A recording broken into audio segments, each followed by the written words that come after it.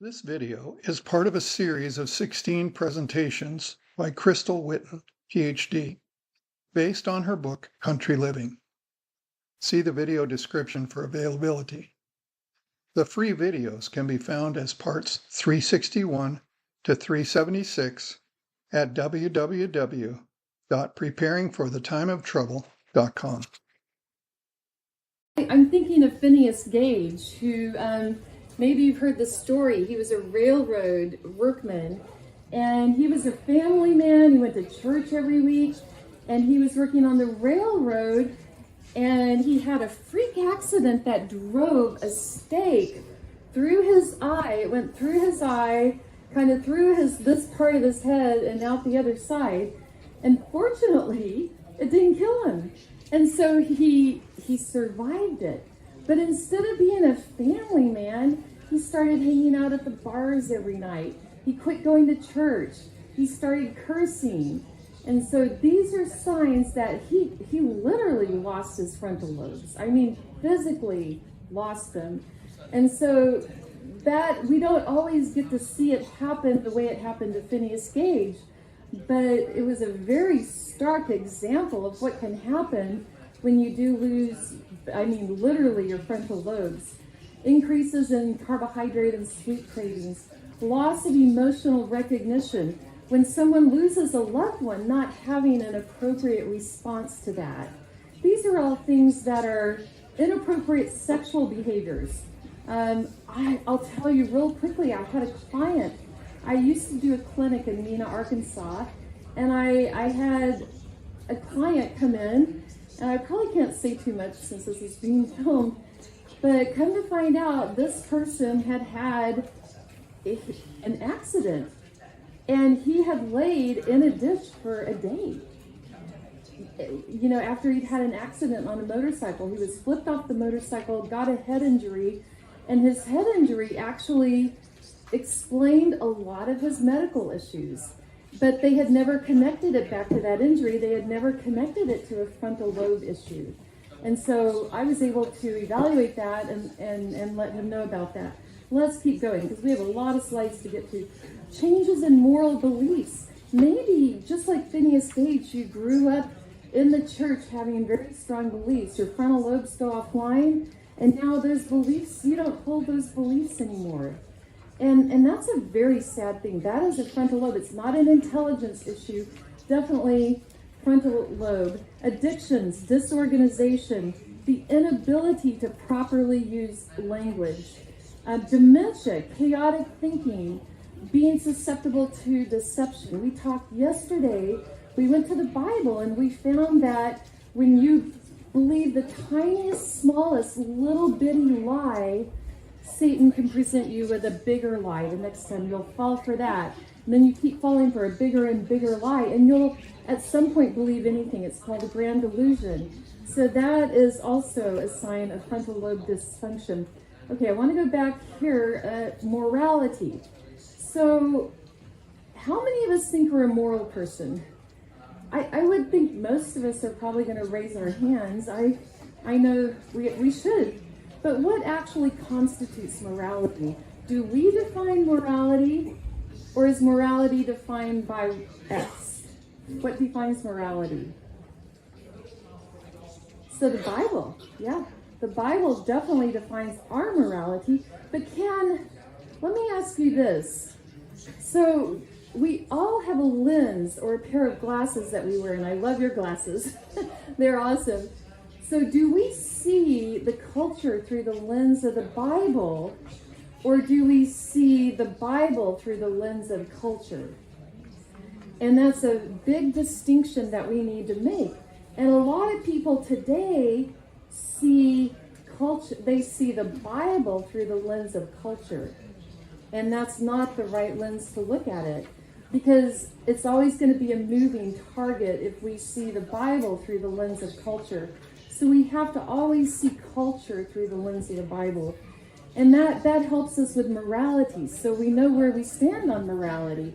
We understand the Bible defines our morality. That is our anchor. It's not what my dad says or what my pastor says, as much as they might be right quite a bit of the time.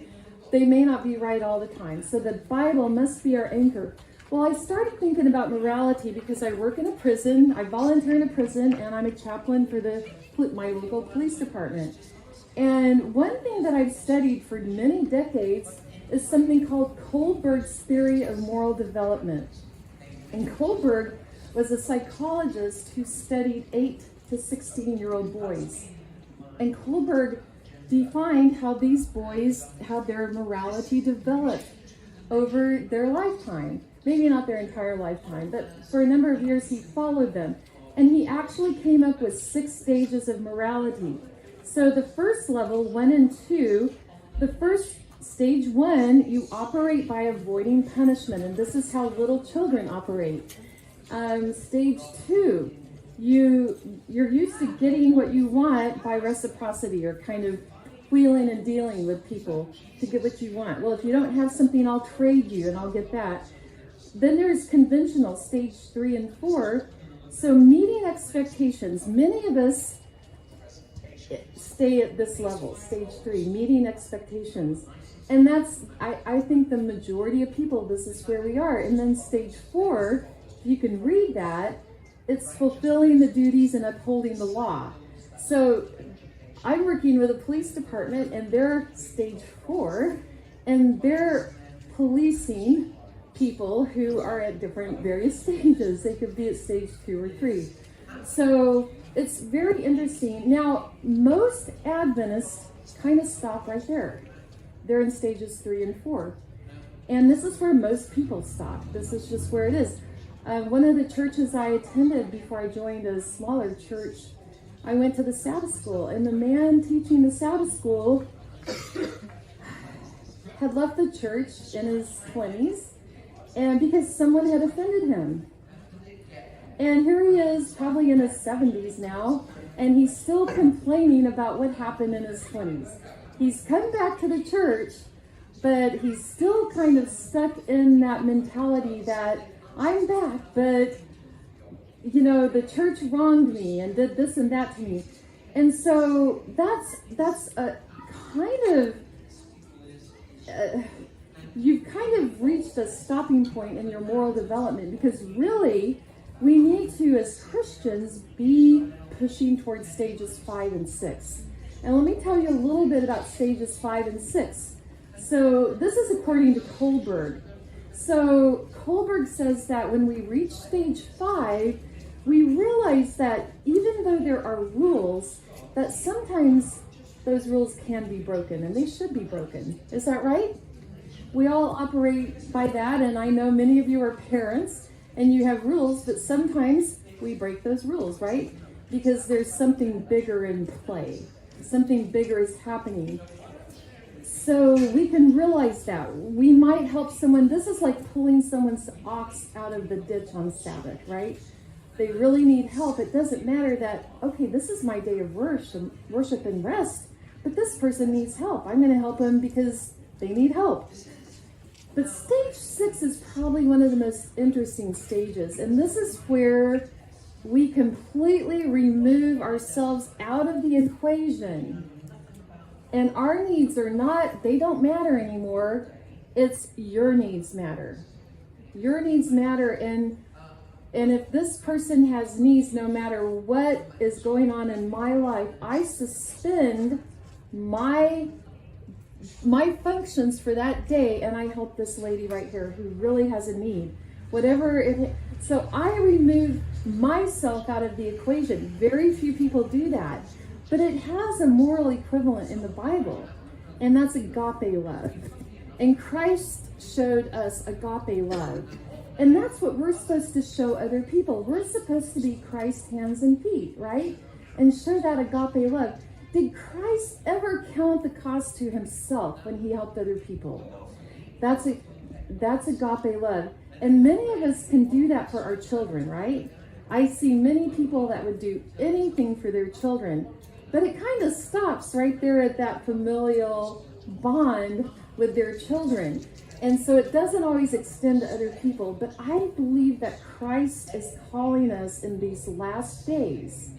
I don't know how long we have here on this planet, But I believe that Christ is calling us to exhibit agape love to other people. And we may not be able to do it all the time, but I do believe that we are called to do that as much as possible. And so I started thinking about, I lost my computer. It crashed. I had to send it to California for recovery. And without my computer, I'm kind of lost. So I thought, I'm going to spend 2 weeks in the Bible looking at what the Bible says about moral development. Does it have a stage? You go through stage. And no one else has really done this. So I thought, well, I kind of wanted to look at this. What I found was absolutely incredible. The Bible has a lot to say about moral development, but it doesn't happen in stages. So let me give you some examples. Samuel, remember Hannah couldn't have a baby? And then she promised the Lord, if you give me a baby, I will raise this baby to work in your temple. I will raise this baby to be your servant. And that's exactly what happened. The Lord opened up her womb and she had Samuel. And I don't know how long she raised Samuel before she took him to the temple, to Eli, to live in the temple. But it was 3 years. Okay, I was thinking that number, but I wasn't quite sure. So she had a 3-year-old kid. I mean, that's a very young age to be taking your child to the temple and leaving them in the care of an older man. Isn't that, can you ladies even register that concept? That's a difficult concept. But at a very early age, Samuel had a very advanced level of moral development. Don't you agree? You can remember the story about Samuel. And that is just amazing. And Mrs. White actually says that our children's character is set in place by what age? By age 3. So those first 3.5 years, including in utero, are very important. And so moral development is something that happens at a very, very early age. And I'm going to make the argument a little bit later that living in the country makes it easier to instill those principles in a young child. I have not had kids, so you guys can confirm if this is true or not. Another example, but I have had university kids. So another great example is Saul of Tarsus. So remember Saul of Tarsus? He thought he was doing the Lord's work, right? Was he really doing the Lord's work? No, he was torturing and killing the Christians who were Christ followers. But on the road to Damascus, what happened? He was struck blind. And so was it 3 days he was blind, I believe? And then Ananias had to go to Saul and he said, you will be given your vision back, but now you're going to work for God. And so very rapidly, Saul, his moral development went from A to Z almost. And so in the Bible, moral development does not necessarily follow a linear track. It can happen rapidly. And this is good news. Look at the thief on the cross. What happened to him? He realized just being in the presence of Jesus on the cross, just being in his presence, he realized, I need to accept this Jesus. And he accepted it. And Jesus said, today you will be with me in paradise, meaning today you have accepted me. This is your fate. And so the Bible is really amazing. The Bible, God can use any of us. At any point, our moral development can go from A to Z, just like it did with Saul of Tarsus. And so there's hope for all of us, which is great. So I'm actually working on kind of another model of moral development. So it's really important that we understand our moral development. The anchor is the Bible, but we also teach our children about moral development. And what does that mean? And so I didn't bring it with me. It's not far enough along, but I've been through almost the entire Bible looking for statements that indicate moral development. And so hopefully I'll get that put together at some point. But our thoughts lead to actions which indicate our degree of moral development. And so yesterday we talked about what happens when someone does something that hurts you, or they say something about you, what are we supposed to do? We're supposed to forgive, and we're not supposed to get into arguments, right? Remember what Christ said to Satan when they were disputing over the body of Moses. He said, "The Lord rebuke you." He would not get into an argument with Satan.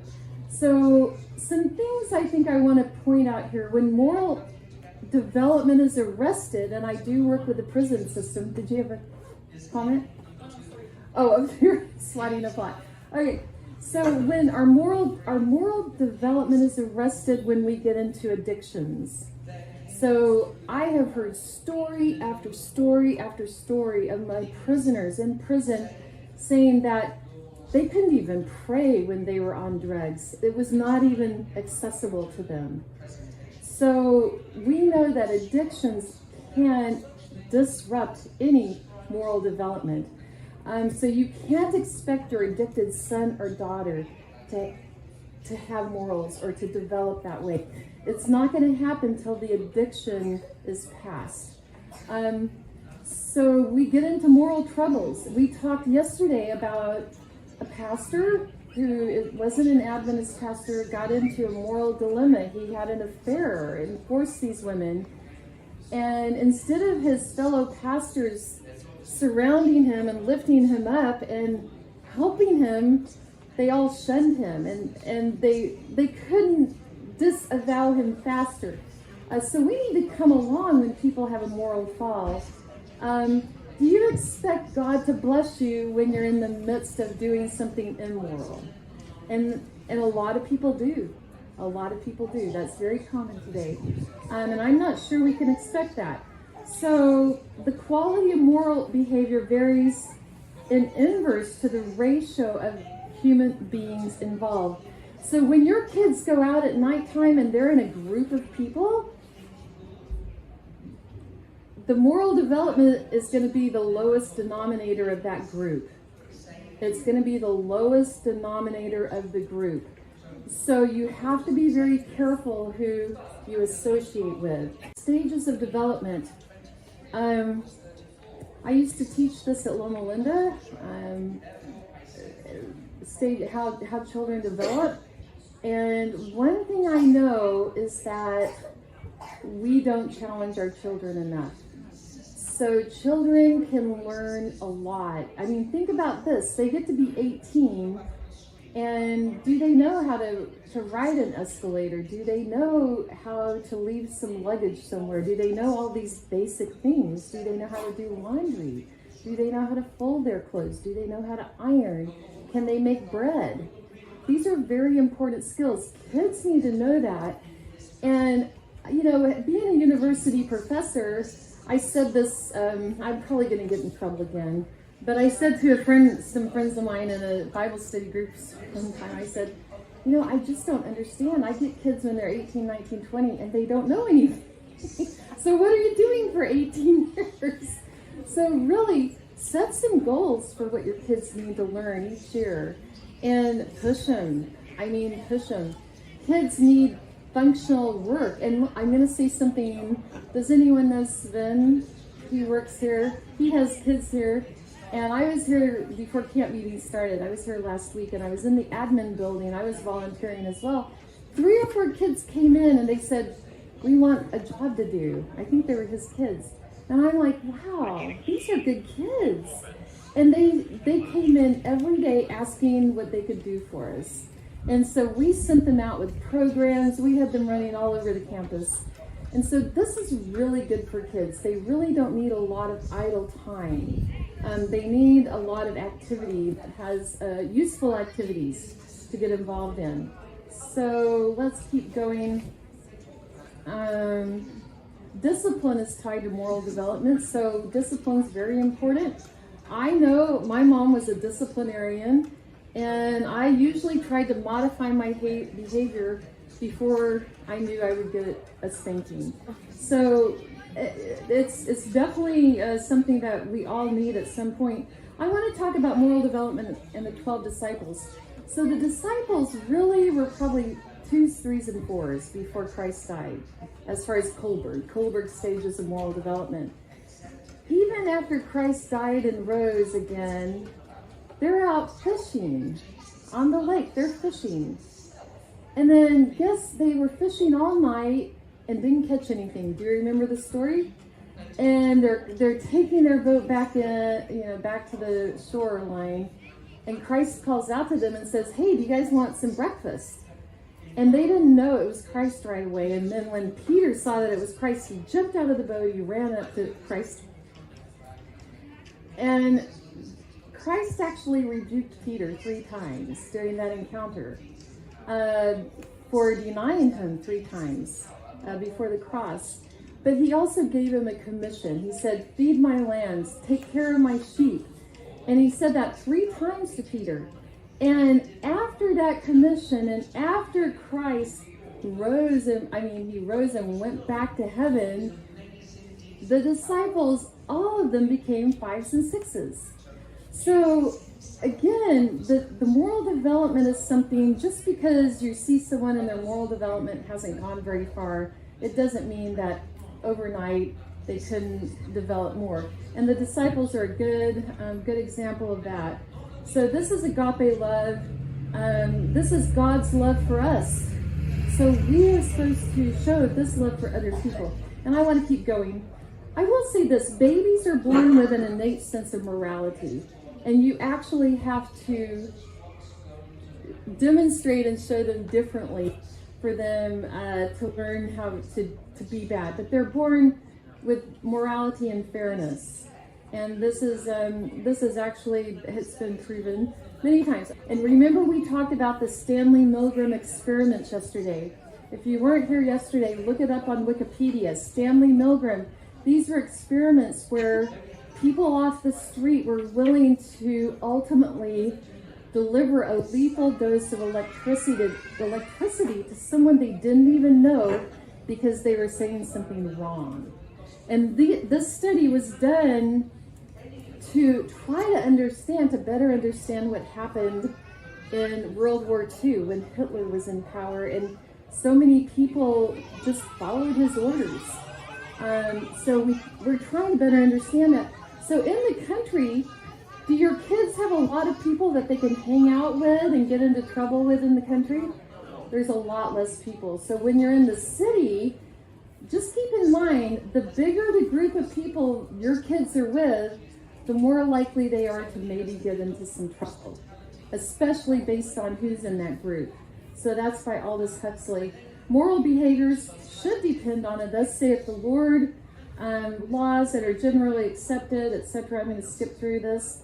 I have set the Lord always before me, because he is at my right hand, I will not be shaken.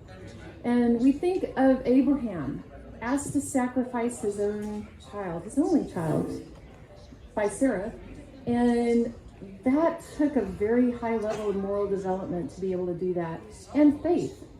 So Abraham was willing to do it. And he was willing to take this 2-day trip, knowing that at the end of it, he would be sacrificing his son. Abraham made the decision to let Lot choose where he wanted to reside first. Abraham took the second choice. So Abraham was very used to letting following God, and feeling secure that God was leading him. So I think that was really important. So again, we talked about the lens just a few minutes ago. I got a little bit ahead of myself, but this is a very important concept. I hope we can all remember it. Do you see social issues through the world, and the world through the lens of the Bible, or do you see the Bible through the lens of social justice? So very important, the lens, the glasses that we choose to wear. And I hope we all choose to use the Bible as our anchor. To be aware of new videos like this one, be sure to subscribe to the Preparing for the Time of Trouble channel. For more free videos and downloadable audio podcasts, as well as handouts, go to www.preparingforthetimeoftrouble.com. Topic categories include recordings of live seminar presentations, country living, sustainable gardening, homestead remedies, how to be self-sufficient when the grid goes down, wild edible and medicinal plants, hydrotherapy, and end-time Bible prophecies. To take advantage of these free resources, go to preparingforthetimeoftrouble.com.